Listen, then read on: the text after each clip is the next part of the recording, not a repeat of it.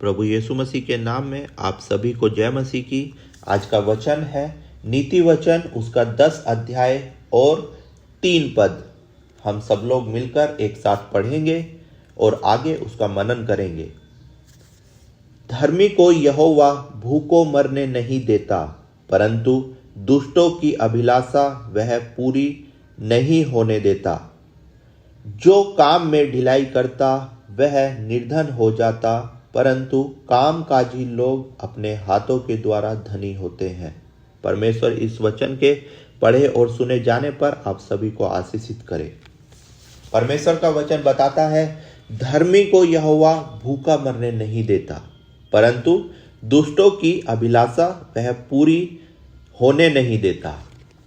जो लोग परमेश्वर के वचनों पर विश्वास करते हैं, खुदा का वचन उनसे वादा करता है कि वो उन्हें भूखा नहीं मरने देगा। अब हमने ये वचन पढ़ा, इसमें सबसे पहले लिखा है धर्मी। बात आती है कि धर्मी कौन है? क्या हर एक व्यक्ति धर्मी है? नहीं, बाइबल बताती है कि कोई भी धर्मी नहीं, वरन एक भी नहीं। तो आप समझ सकते हैं, जब बाइबल इस बात को बताती है तो इसका कुछ ना कुछ ऐसा अर्थ जरूर होगा जो हमको अपने जीवन में उसको मानना जरूरी है।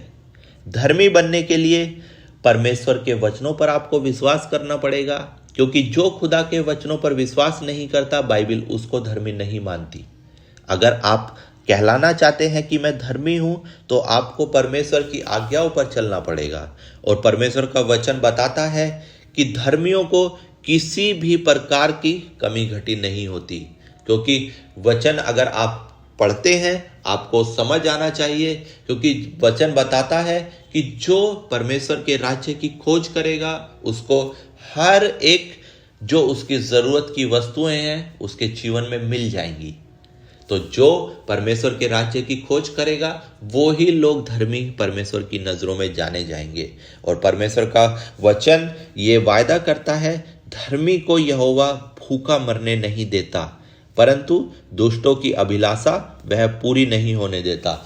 जो परमेश्वर का विरोध करेगा, परमेश्वर के बातों पर नहीं चलेगा, परमेश्वर को छोड़कर चला जाएगा, तो खुदा की नजरों में वो दुष्ट के समान है और उनकी कोई भी अभिलाषा परमेश्वर पूरी होने नहीं देगा। मेरे भाइयों और मेरी बहनों, आप समझ सकते हैं, खुदा का वचन आपने सुना होगा कि उसके खोले हुए को कोई बंद नहीं कर सकता, और उसने जिसके लिए बंद कर दिया उनको कोई खोल नहीं सकता। तो आप इस वचन से सीख सकते हैं कि अगर खुदा ने किसी के अभिलाषाओं को बंद कर दिया तो उनको क्या कोई पूरी कर सकता है? नहीं, क्योंकि वचन तो यही बताता है, दुष्टों की अभिलाषा वह पूरी होने नहीं देगा। अगर परमेश्वर ने किसी के साथ इस वचन को सीरियसली उसके जीवन में पूरा कर दिया तो कोई भी दुनिया की ताकत उसको बदल नहीं सकती। और आगे परमेश्वर का वचन बताता है कि जो काम में ढिलाई करता है वह निर्धन हो जाता है। तो मेरे भाइयों और मेरी बहनों, ऐसा भी नहीं है कि आपको सिर्फ और सिर्फ परमेश्वर पर विश्वास करना है और आपकी हर एक जरूरत पूरी हो जाएंगी। नहीं, वचन बताता है कि आपको अपने जीवन में काम भी करना है।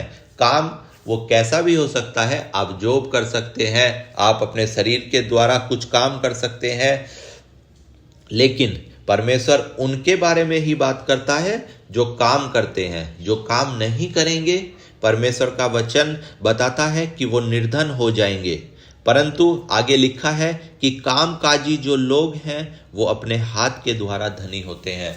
परमेश्वर उन हर एक के साथ रहेगा, उन हर एक को आशीष करेगा जो अपने जीवन में कामकाज को करते हैं। और परमेश्वर का वचन बताता है कि धर्मी व्यक्ति, विश्वासी व्यक्ति जिस काम में भी हाथ बढ़ाएगा, खुदा उनको आशीष देगा। तो मेरे भाइयों और मेरी बहनों, आपको काम भी अपने जीवन में करना है और परमेश्वर का काम भी आपको करना है। परमेश्वर का क्या काम है? परमेश्वर का काम है कि जाके तुम हर एक व्यक्ति को वचन सुनाओ और उनको पिता, पुत्र और पवित्र आत्मा के नाम से बपतिस्मा दो और चेले बनाओ। ये है परमेश्वर का काम। और संसारिक काम वो है जिसके लिए आपको काम अपने जीवन से करना है और परमेश्वर के द्वारा उस आशीष को अपने जीवन में ग्रहण करना है। अगर आप कामकाज नहीं करेंगे तो खुदा के वचन के अनुसार आप निर्धन हो सकते हैं, और आप कामकाज को करेंगे तो परमेश्वर उस कामकाज के द्वारा आप अपने हाथों से जो भी काम करेंगे उसके द्वारा आपको धनी बनाएगा।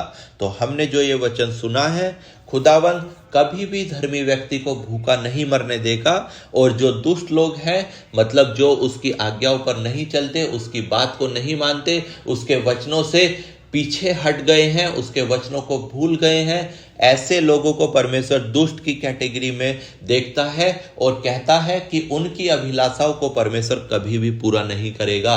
तो मेरे भाइयों, मेरी बहनों, आपको यकीनन खुदा के वचनों पर अगर आपने विश्वास किया है तो हमेशा पूरी रीति से उसके वचनों पर विश्वास करते हुए रहना, क्योंकि परमेश्वर का वचन है वो कभी भी पूरा हुए बिना नहीं टलेगा। अगर परमेश्वर के वचनों पर आपने विश्वास किया है तो यकीनन अगर अंत तक आप धीरज धरे हुए परमेश्वर का धन्यवाद करते हुए उसके साथ साथ चलेंगे तो यकीनन खुदा इस वचन के द्वारा हर एक को आशीषित करेगा। परमेश्वर इस वचन के द्वारा सबको आशीषित करे। आमीन।